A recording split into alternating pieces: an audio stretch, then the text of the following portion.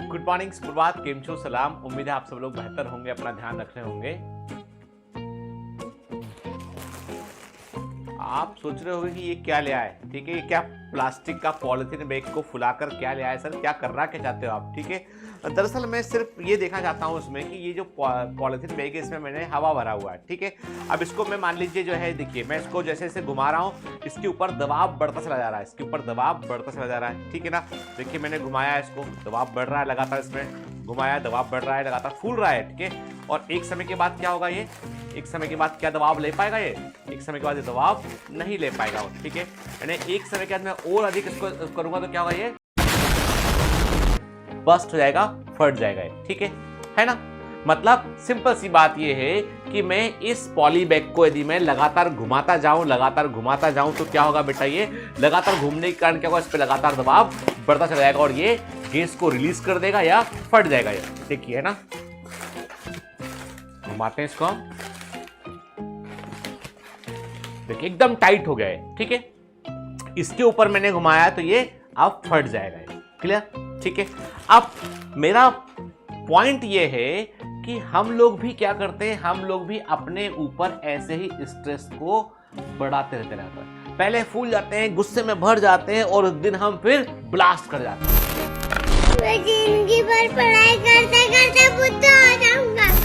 और कई लोग जो दूसरे पर ब्लास्ट नहीं कर पाते हैं वो खुद को डैमेज करते हैं। याद रखिए, मैं ऐसे लोग जो गुस्सा कर देते हैं, कभी कभी गुस्से में एकदम कुछ बोल दिया, गुस्सा करके एकदम, वो लोग फिर भी जो है वो ठीक है, चलता है, मतलब वो सेल्फ डैमेज तो नहीं कर रहे अपने आप को। लेकिन यदि हम जो है वो अपने आप को सेल्फ डैमेज कर रहे हैं, हम अपने आप को, मतलब ये जो दबाव है जो मैंने आपको बताया कि ये लगातार जब घुमाते रहेंगे दबाव बढ़ जाएगा और एक दिन वो फट जाएगा, ब्लास्ट कर जाएगा। जो सच्चाई तो ये है कि हम लोग भी ऐसे स्ट्रेस को झेल रहे होते हैं।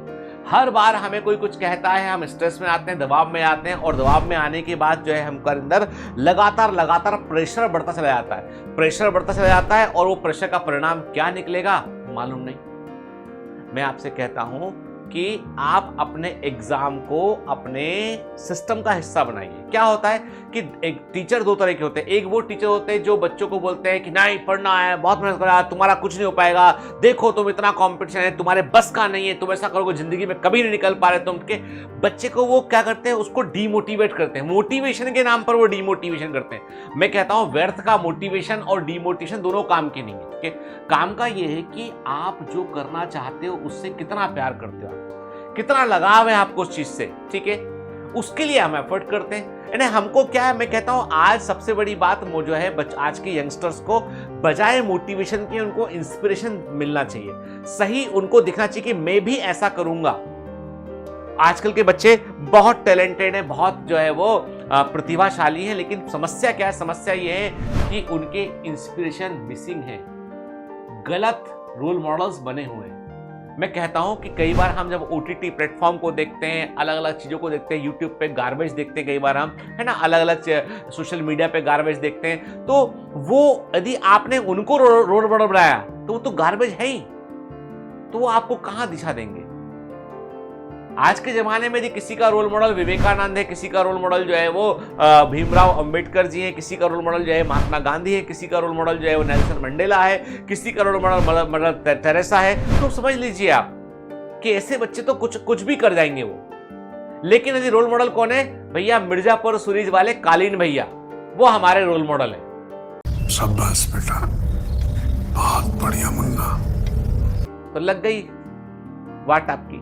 रोल मॉडल कौन है, रोल मॉडल जो है भैया कौन, कच्चा बादाम हमारा रोल मॉडल है। रोल मॉडल कौन है हमारा, रोल मॉडल हमारा जो है वो, मतलब कैरी मिनाटी रोल मॉडल है हमारा। नेवर।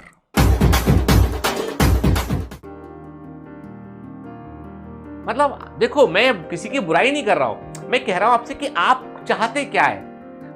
बहुत तेज हो रहा है, बहुत तेज हो रहा है। मतलब आपकी चॉइसेस, आपको बनना है डॉक्टर, रोल मॉडल आपके कुछ और है। अरे डॉक्टर देवी शेट्टी के बारे में पढ़िए, डॉक्टर जो है वो रमाकांत पांडा के बारे में पढ़िए कि देखिए कि इन्होंने कितने बड़े बड़े एम्पायर खड़े किए, कितना मेहनत किया है इन्होंने। तो पहले तो इंस्पिरेशन ढूंढिए। आपको जब इंस्पिरेशन मिल जाएगा तो आपको रास्ता मिल जाएगा, है ना। कई लोगों को मतलब उनका लाइफ का एक बड़ा समय इसी में लगता है कि मैं डिप्रेस्ड हूं, इसलिए मैं इसको भी सुन रहा हूं, मैं इनको भी सुन रहा हूं, इसको भी सुन रहा हूं। मैं तो कहता हूं मुझे भी मत सुनिए यदि आपको लगता है ना कि सर से को सुनकर समय खराब होता है और हमको किसी और को सुनने की आवश्यकता आती है मुझे सुनने के बाद, तो बेटा फिर मैं तुम्हारे काम का नहीं हूं, ठीक है। यदि मुझे सुनने के बाद तुम दिन में किसी और को भी सुन रहे हो तो फिर मैं किस काम का मैं? तुमने वक्त बर्बाद किया है, तो उसमें वक्त बर्बाद किया है, मैंने वक्त बर्बाद किया। सच्चाई तो यही है। तो सच बात तो यह है कि आपको है ना अपने आप को स्ट्रेस में नहीं डालना है आपको, ठीक है। दबाव में कभी भी बहुत अच्छे परिणाम नहीं निकलते हैं। दबाव में चीजें फट जाया करती हैं, ब्लास्ट हो जाया करती हैं। जैसे पिछले मॉर्निंग मोटिवेशन सेशन में मैंने बताया था, कोटा में जो बच्चों के ऊपर दबाव चढ़ रहा है उसके ऊपर, तो किसी बच्चे ने लिखा नहीं सर पढ़ाई का दबाव नहीं है, वो तो उसकी गर्लफ्रेंड छोड़ गई इसलिए इसने ऐसा कर दिया, वो तो उसने दोस्त से पैसे उधार ले लिए इसलिए ऐसा कर दिया। अरे भाई कोई भी कारण हो, लेकिन आपके पास यदि परिवार नहीं है ना, आपके पास में एक बैकअप सिस्टम नहीं है, लोग नहीं है, आपके सामाजिक ताना बाना नहीं है आपके पास में, तो मुश्किल है। क्योंकि परिवार वालों में कठिन वक्त में परिवार और दोस्त काम आते हैं उसे। जब आप डिप्रेस हैं, बुरे समय है ना, तो दोस्त हुआ, परिवार हुआ, ये आपके काम आते हैं। अजनबी शहर में अजनबियों के बीच हमारी भावनाओं को कौन सुनता है भला?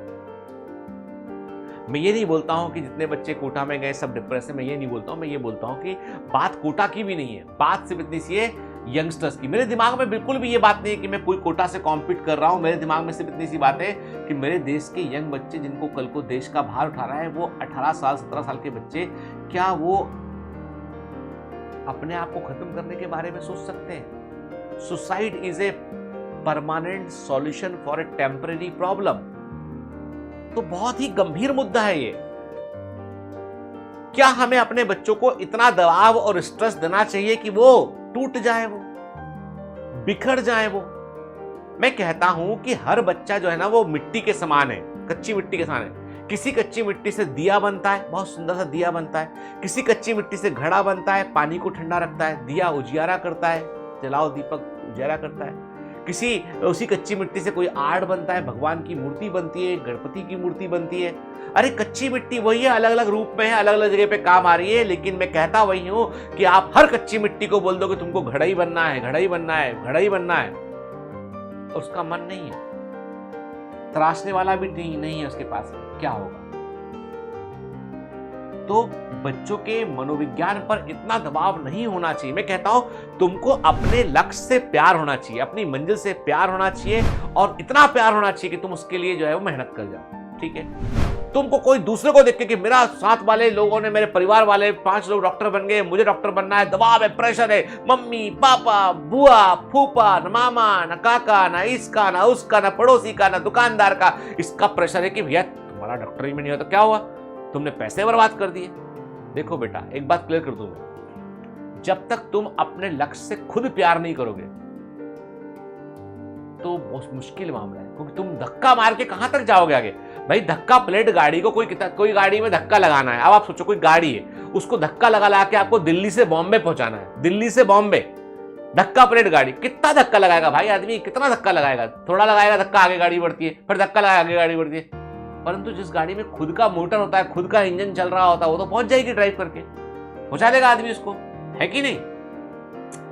तो भैया ऐसा है, अपने अंदर एक तो इंस्पिरेशन ढूंढिए, फोर्स अपने अंदर जनरेट कीजिए और स्ट्रेस मत लीजिए। जिंदगी में बेटा क्या होता है, मैं कहता हूं आपसे कि सारे के सारे 16 लाख बच्चे थोड़े डॉक्टर बन जाया करते हैं, लेकिन क्या उन 16 लाख का कोई भविष्य नहीं होता है? कुछ और नहीं करा रहे। देश में हर आदमी की जो आवश्यकता है, देश में डॉक्टर की जितनी आवश्यकता है उतनी इंजीनियर की आवश्यकता है, उतनी आवश्यकता वकीलों की, उतनी आवश्यकता जो है वो बैंकर्स की, उतनी आवश्यकता जो है क्लर्क की है, उतनी आवश्यकता जो है वो रेलवे में टीटी जो काम करते हैं उनकी। अरे हर फील्ड इंपॉर्टेंट है यार, कोई व्यर्थ नहीं है।